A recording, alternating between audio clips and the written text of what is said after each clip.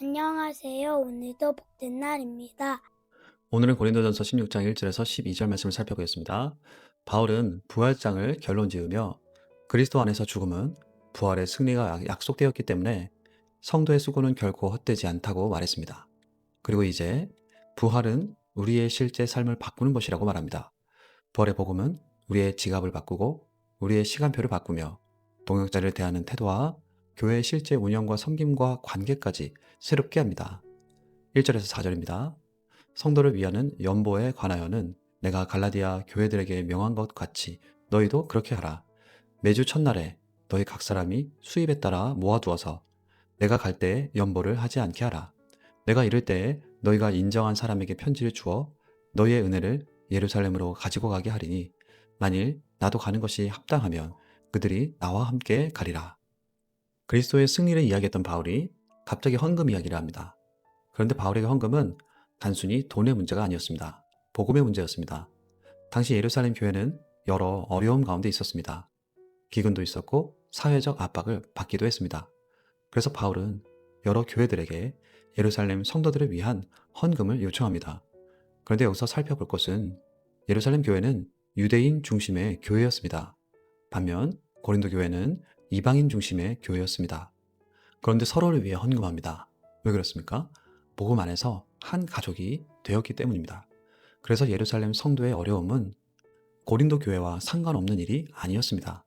형제의 아픔이 내 일이었습니다. 진짜 사랑은 비용을 감당합니다. 예수님께서도 선한 사마리아인의 비유를 통해 참된 이웃이 누구인지를 보여주셨습니다. 길가에 쓰러진 사람을 보고 안타까워만 한 사람이 아니라 다가가서 돌보고 자신의 것을 사용하여 섬긴 사람이 진짜 이웃이었습니다.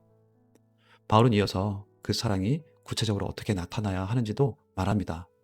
매주 첫날에 각 사람이 수입에 따라 즉 미리 준비하라는 것입니다. 사랑에도 준비가 계획이 습관이 필요하다고 말합니다. 왜냐하면 좋은 마음은 쉽게 사라질 수 있기 때문입니다. 감동은 받았지만 행동하지 않을 수 있고 돕고 싶었지만 준비하지 않아서 지나갈 수도 있습니다. 그래서 바울은 복음을 우리의 지갑까지 연결합니다. 부활을 믿는 사람은 돈을 사용하는 방식도 달라져야 한다는 것입니다. 복음은 예배 시간만 바꾸는 것이 아닙니다. 복음은 우리의 소비를 바꾸고 우선순위를 바꾸고 재정을 바라보는 시선까지 바꾸어 놓습니다. 그리고 바울은 헌금을 전달하는 과정도 신중하게 다룹니다. 교회가 인정하는 사람들에게 맡기고 편지를 써서 보내고 필요하면 자신도 함께 가겠다고 말합니다. 왜 이렇게 합니까? 하나님 나라의 재정은 신뢰 위에 세워져야 하기 때문입니다. 좋은 목적이 있다고 해서 과정을 가볍게 여기지 않습니다. 그래서 바울은 마지막까지 복음이 어떻게 공동체 안에서 구체적으로 살아 움직여야 하는지를 보여줍니다. 바울은 고린도 교회에게 헌금을 가르치고 있지만 사실은 복음이 사람을 얼마나 새롭게 만드는지를 말하고 있는 것입니다. 복음은 우리의 마음만 바꾸는 것이 아닙니다.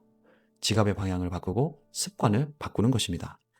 바울은 이어 사역의 중심과 계획을 말합니다. 5절에서 9절입니다.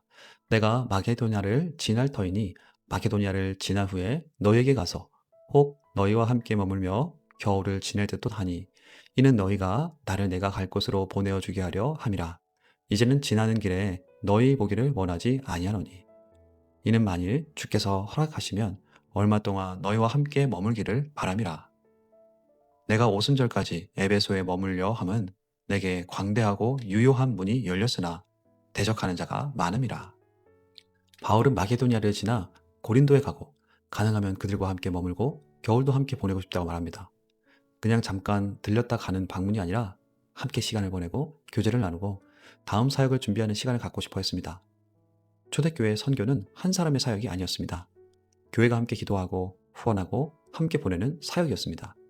그래서 바울은 고린도 교회가 자신을 다음 사역지로 보내주기를 기대합니다. 바울은 그렇게 계획합니다. 그러나 그 계획의 최종 결정권은 자신에게 있다고 생각하지 않습니다. 이것이 성숙한 믿음입니다. 믿음은 계획 없이 사는 것이 아닙니다.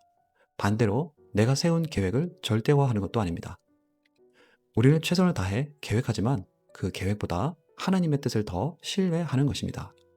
어떤 사람은 아무 계획도 세우지 않은 채 하나님이 알아서 하겠지라고 말합니다. 반대로 어떤 사람은 모든 계획을 다 세워놓고 하나님 제가 다 정했으니 도장만 찍어주십시오. 하나님께 승인만 요청합니다. 그러나 바울은 둘 사이에서 계획은 세우지만 주권은 하나님께 드립니다. 그런데 바울은 지금 고린도로 안 가고 에베소에 머물겠다고 말합니다. 왜입니까? 내게 광대하고 유효한 문이 열렸으나 대적하는 자가 많음이라. 바울은 지금 에베소에서 하나님의 일을 하는데 하나님께서 일하고 계셨습니다. 복음이 전해지고 사람들이 말씀을 들었습니다. 그런데 대적하는 자가 많았습니다. 우린 하나님 뜻이라면 어려움이 없어야 한다고 생각하는데 그렇지가 않습니다. 가정 안에 복음의 문이 열릴 때 갈등이 생길 수도 있습니다. 교회에 새로운 사역의 기회가 열릴 때 어려움도 함께 올 수 있습니다. 직장에서 믿음대로 살려고 할 때 손해를 볼 수도 있습니다. 누군가를 섬기려 할 때 상처를 받을 수도 있습니다. 그러나 어려움이 있다고 해서 하나님께서 문을 닫으셨다고 단정할 수는 없습니다. 중요한 것은 하나님께서 문을 여셨는가입니다. 바울은 대적을 보고 물러서지 않았습니다. 열린 문을 보았기 때문입니다. 그래서 믿음은 반대가 없는 길을 찾는 것이 아니라 하나님께서 여신 길을 끝까지 걸어가는 것입니다. 바울은 헌금과 사역 계획에 이어 사람에 대해 이야기합니다. 복음을 전하는 일도 중요하지만 그 복음을 함께 감당하는 사람들도 중요하기 때문입니다. 10절에서 12절입니다. 디모데가 이르거든 너희는 조심하여 그로 두려움이 없이 너희 가운데 있게 하라. 이는 그도 나와 같이 주의 일을 힘쓰는 자임이라. 그러므로 누구든지 그를 멸시하지 말고 평안히 보내어 내게로 오게 하라. 나는 그가 형제들과 함께 오기를 기다리노라. 형제 아볼로에 대하여는 그에게 형제들과 함께 너희에게 가라고 내가 많이 권하였으되 지금은 갈 뜻이 전혀 없으나 기회가 있으면 가리라. 바울은 먼저 디모데를 언급합니다. 디모데는 바울의 가장 가까운 동역자였습니다. 젊은 사역자였고 그를 믿음의 아들처럼 아꼈습니다. 그런데 바울은 고린도 교회에 특별한 부탁을 합니다. 왜냐하면 고린도 교회는 쉽지 않은 공동체였기 때문입니다. 파벌이 있었고 서로를 비교했고 은사를 자랑했고 지도자들까지 비교하던 교회였습니다. 말 잘하는 사람을 높이 평가했고 지식 있는 사람을 인정해주는 분위기도 있었습니다. 그런 공동체에 젊은 디모데가 가면 위축될 수 있습니다. 그래서 바울은 말합니다. 그를 두려움 없이 있게 하라. 바울은 동역자의 마음도 생각했습니다. 그가 상처받지 않고 위축되지 않도록 주의 일을 잘 감당하도록 공동체가 품어주라고 말합니다.